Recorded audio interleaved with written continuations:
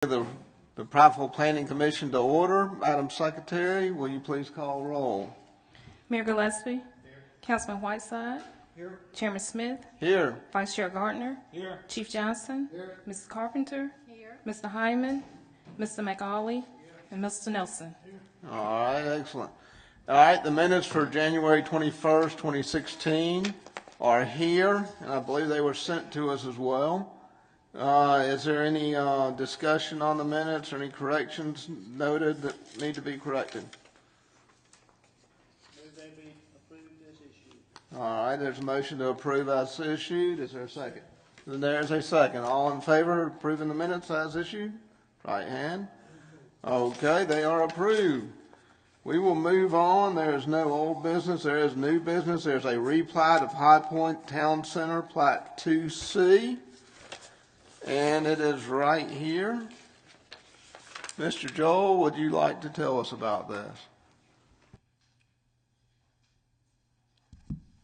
Sir, good afternoon. I'm going to briefly tell you the background, and then I believe the applicant can probably shed a little more light on what they've planned here. This is a lot that was originally platted at the High Point Town Center. If you're familiar with the location, this if you know where Publix is located, this is the vacant lot. If you're looking from Cosworth Road at Publix, it's the vacant lot on the right. There's a large, at the south west corner of this lot, there's a large identification sign for the property. This out parcel was platted originally as one large piece, as we've done over many years with commercial properties, with the expectation that when they got ready to develop it, they would divide it further. And that's what's before you today is a plan to divide it into two parcels, one that is 1.79 acres and one that is 2.15 acres. I'm glad to answer any questions, Mr. Smith. Is there any questions from Mr. Duke that I will yield the floor?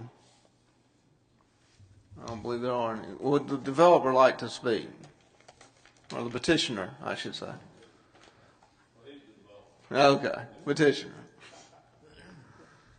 Good afternoon. I'm Bill Wilson, Gonzalez Strength and Associates. I am the petitioner. I'm also the civil engineer of record for the property as well. Okay.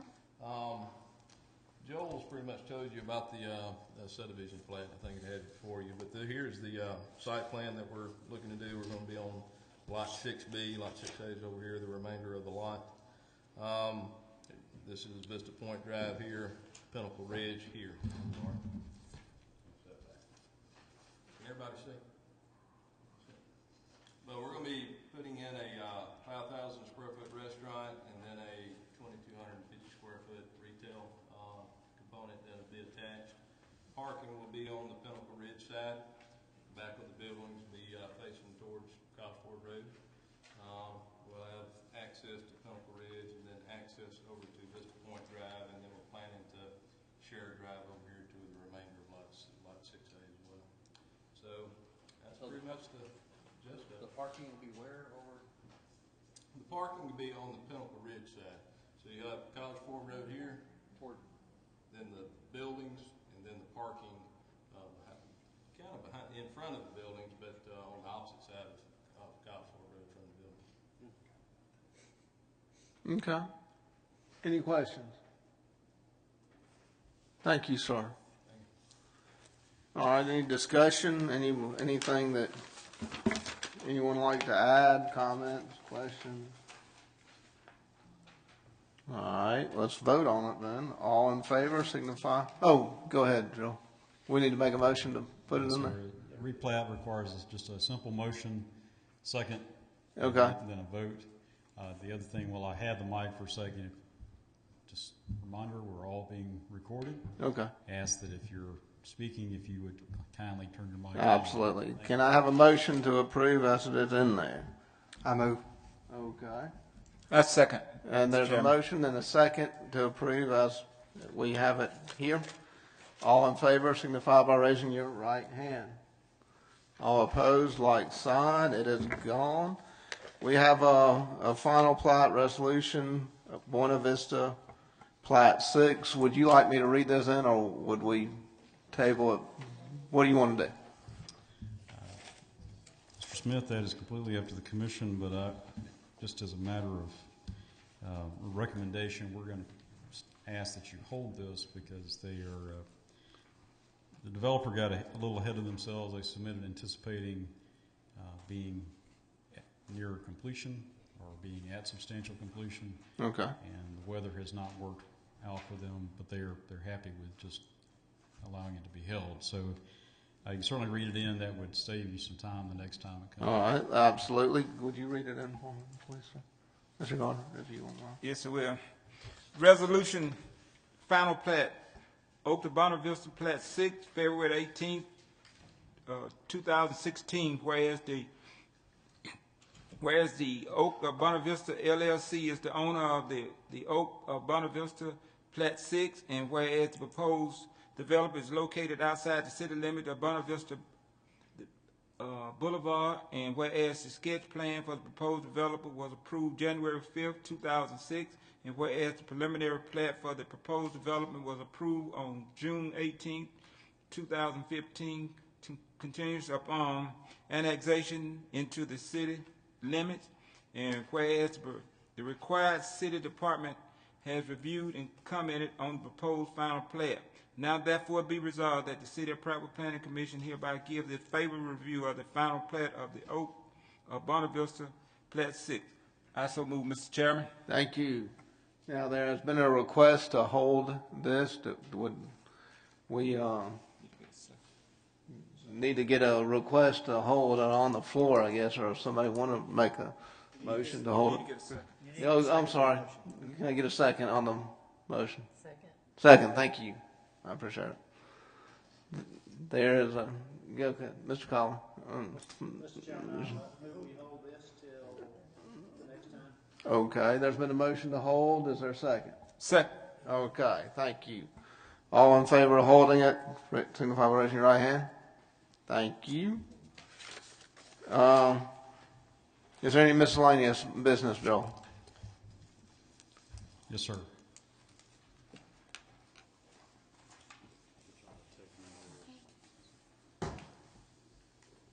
Thank you, sir.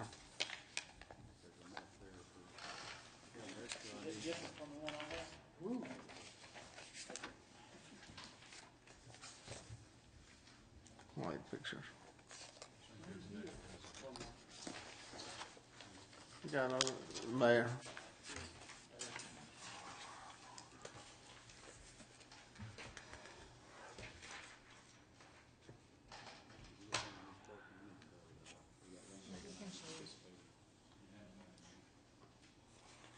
All right. Mr. Chair, Yes, sir. you recall that there was a committee appointed to assist the planning department in looking at possible zoning changes in the Spring Hill neighborhood. Spring Hill neighborhood is located off of Highway 82 bypass. Basically, if you think about the properties either side of Jensen Road, that's the main access to International Paper, that's the Spring Hill neighborhood. I am certainly not going to review this whole report with you today, and I defer a little bit to Mr. McCauley, who was on the committee and present. We had a report on Tuesday, but I do want to hit some highlights and let you take a look at it. We're going to continue to work with the committee.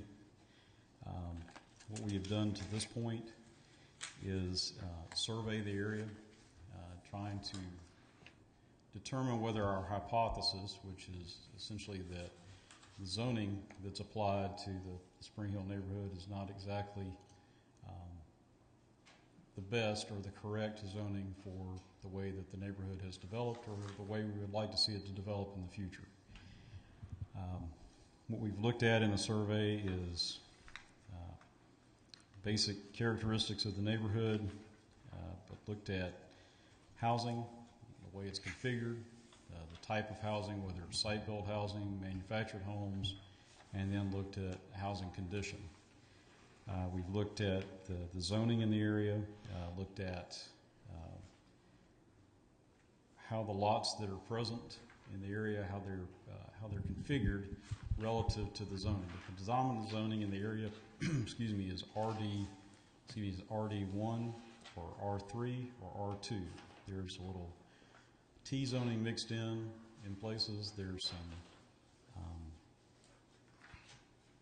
a little bit of business zoning mixed in, but as you can see, if you look at page 3, regardless of the zoning, the predominant use in the area is residential. Excuse me. You have two commercial entities there. One is a mortuary. The other is a private fueling station. And you have two churches in the area. Other than that, there are 88 site-built houses and 28 manufactured homes.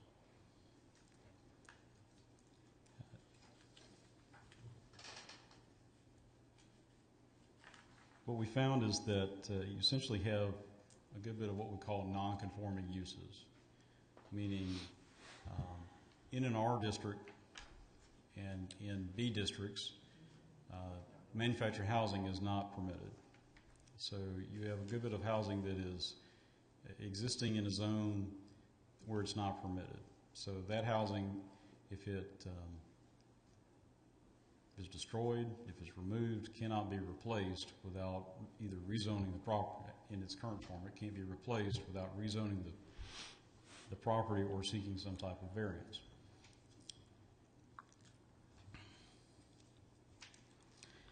The other, and you can see and I'm sorry, I'm skipping around a bit in the interest of time. Y'all can read this when you have a second. Basically what we found is that the housing stock in the area is aging. Most of the housing, the site-built houses are, in my estimation, about 50 years old. The committee asked me to take a look at some additional information that we added since the report, and that is how many houses have been removed recently. And just to give you an example of how it's aging, there were 19 deteriorated or dilapidated structures that showed up in the 2006 survey of the area, of the same area, and that have been removed when we did the survey in the last couple of days. So 19. 11 site-built houses and 8 manufactured homes that were removed. That's roughly 14% decrease in just the number of structures that are there. We also found in the surveying that the housing stock is aging, and as you would expect, as it's aging, a good bit of it is becoming what we consider to be deteriorated, and some of that's even considered dilapidated. So over 50% of the housing in the area is in decline, and what we're really not able to tell from this level of analysis is why. You can read at the beginning, there's in the introduction to this report, I have some basic comments about how this area has developed, how it's been boxed in by manufacturing over the years. That's probably one of the reasons for the decline. One of the reasons it's probably still a healthy neighborhood, though, is that this is traditionally family property. This is areas where people have lived for many years. Same families are still there. They have a healthy sense of a neighborhood. I can tell you that when I was there surveying, I was stopped several times just to inquire what business I had in the neighborhood, to be honest with you. And once they found that out, they were happy to tell me a little bit more about their neighborhood and what they thought should happen. So there is a good bit of, I would say, community pride there. We saw the same thing when we looked at the Davis rezoning that came up before you several months ago. There are people that care pretty significantly about this neighborhood. So there are a couple things going on. There's a good bit of community pride in the neighborhood, but there's also some decline, and there's not much new investment in the neighborhood. By city records, there's only been been 3 new permits in the last 5 years. So, and I think only one of those is a site-built house. So,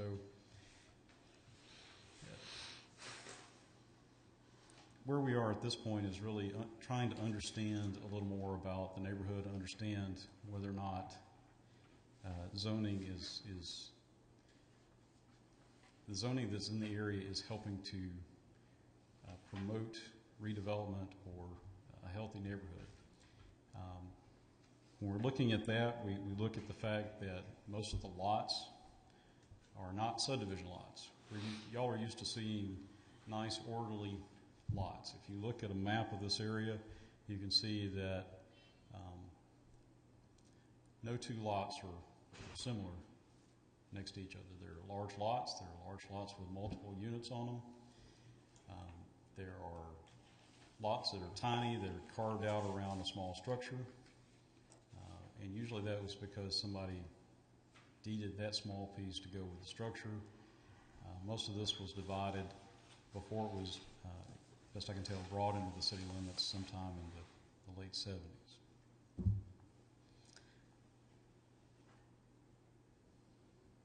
And it's not clear that the zoning that was applied generally at that time, which is this R zoning, there was much thought given to it.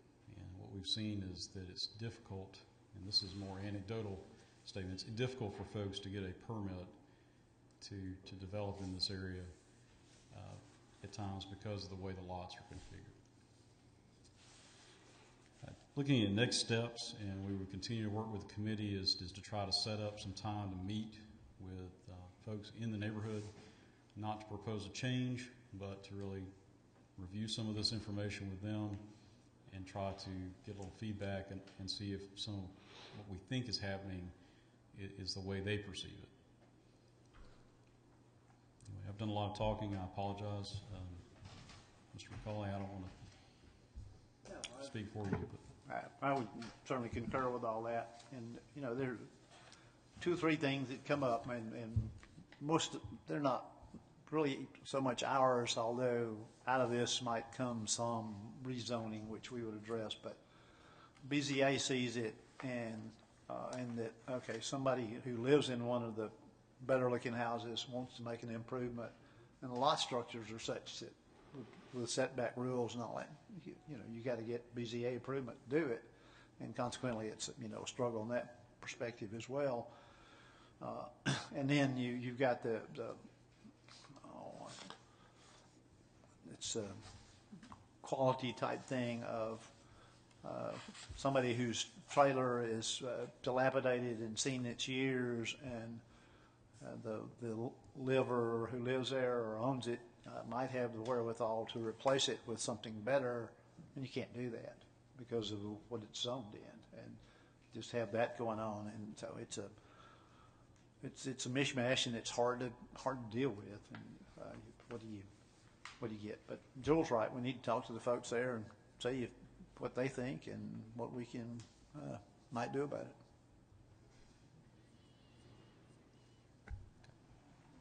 Okay. Any other questions? Mr. Chair, I'll be glad to Comments? answer Yes, your sir. questions. Any questions, I'll be glad to answer. Okay. Any questions from anybody? I'd like to review it, Joel. I'm sorry I missed the meeting, Mr. Duke. But I would like to look at this. Can we Yes, sir. take a big look at it and readdress this? Yes, sir. The next step, of course, will be to I would like to try to have a committee meeting or 2 Okay, with your committee right. between now and the next meeting, so that we can Absolutely. kind of keep this moving. Would we like to go ahead and set it, and I'll do everything I can to be there? Okay. Much appreciated. All right. We want to set one up with the committee now. We can look and see. Sure. Our next meeting will be,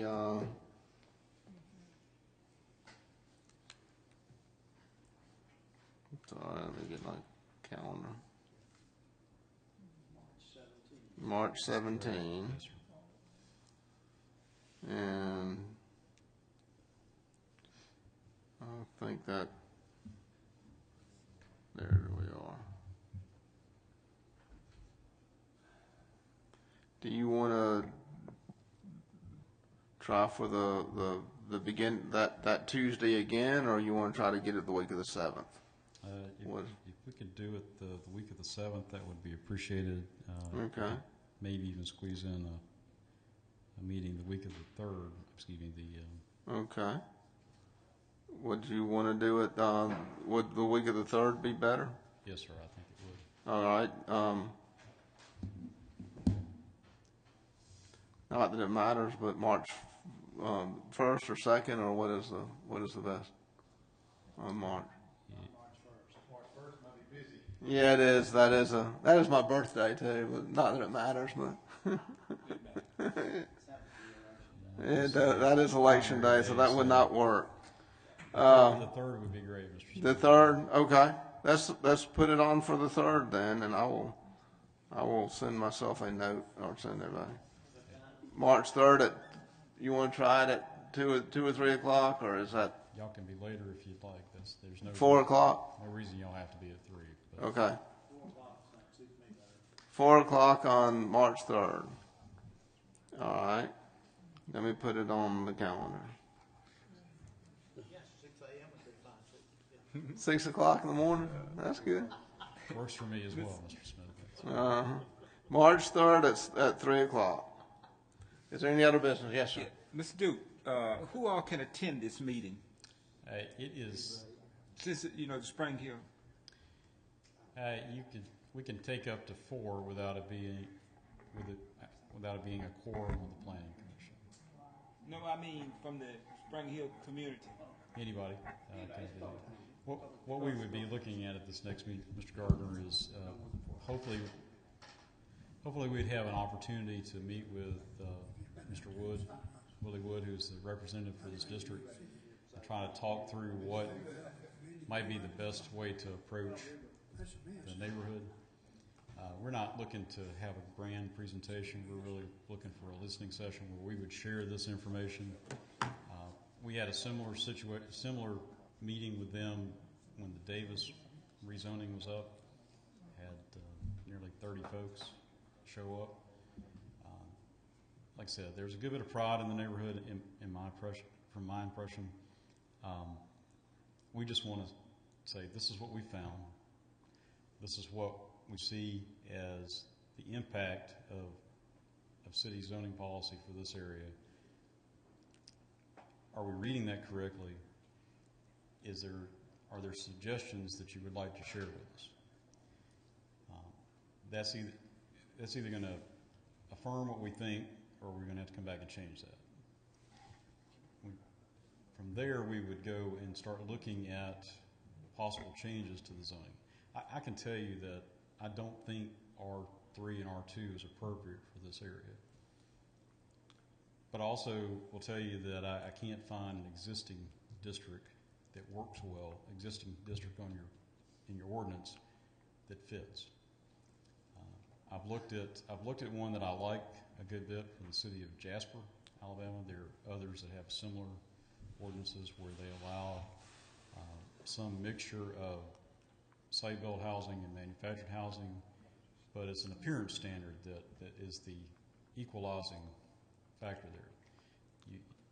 You can't bring in a single-wide mobile home. You can't set it up like a mobile home park. It has to be similarly configured like a site-built house.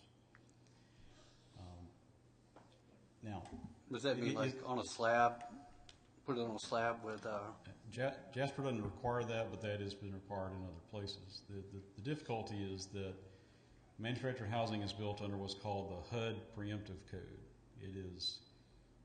It's not regulated by our building code.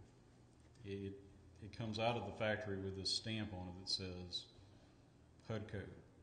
And if it meets that code, it is presumed to meet local building code. What you would want to do is make sure that you require that, for instance, in your ordinance, that it is a minimum HUD code unit. Okay. I can tell you that for whatever the reason in that district right now, there are a number of units that are well earlier than that 73 code. And they're being fixed up because under the zoning that they're under, they can't be pulled out and replaced. And so folks are making improvements because they can do that, but that's not really adding to the quality of the housing stock. It's a kind of a slow decline. And so, you know, will this be a healthy neighborhood 10 years from now? The trend doesn't look that good. It's not because people don't have pride in it, it's because the housing stock is getting older, in my opinion. And whether or not it can be replaced is in my opinion, a major issue. So anyway, we would start looking at whether or not there are district changes. It's been proposed that maybe some of the area needs to be zoned something like T1, which is like New Moon Trailer Park, New Moon subdivision over here behind. I say Chicken Treat. I'm not sure everybody knows where that is. Mm-hmm. I can go down the line. I can tell you who knows where Chicken Treat is, but most people here do. But I say that to different audience, and I get blank stares. But Yeah, nah. Water Street, Hallmark Drive, New Moon Drive off of Main Street. That's where manufactured housing is allowed on individual lots. And you can't have more than one per lot, and they have to be sited in a certain way. That might be an appropriate zoning for some of Spring Hill, but we'll need to understand. I think the main thing we need to understand is whether or not manufactured housing is acceptable to the neighborhood. Could be, just because it's there, it might be a wrong impression on my part. They might not want to see much more. Yeah, and that, you can't do spot zoning, don't want to get started in anything like that. So you got to be careful about, you know, you can do, there's chunks of this, that you look at what's there in terms of dilapidated, and so they're going to be gone away in some period of time, maybe 10, 15 years, but they're going to be gone away. So you got some leeway on the basis of that. And, but we need to hear from the neighborhood, I think. Yes. More what they want than anything.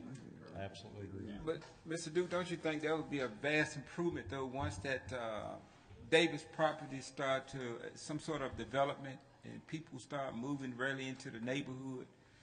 That would kind of make a big change there, if in fact that does happen. They're not going. I'm not going to speculate in an open meeting. I'll be glad to talk to you about what I think I know about the Davis property, but the Davises withdrew that request.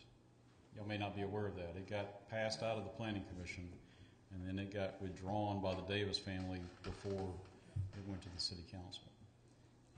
And I believe the reason stated was that they had a buyer for that was not interested in it being in the city limits. So, as y'all know, y'all sometimes do a lot of work that doesn't really go anywhere. I think that was a very good process because it showed the neighborhood that y'all were willing to listen, y'all were interested in what's good for their neighborhood. That will go a long way with what we're doing right now. We established some contacts that I think will work well for us.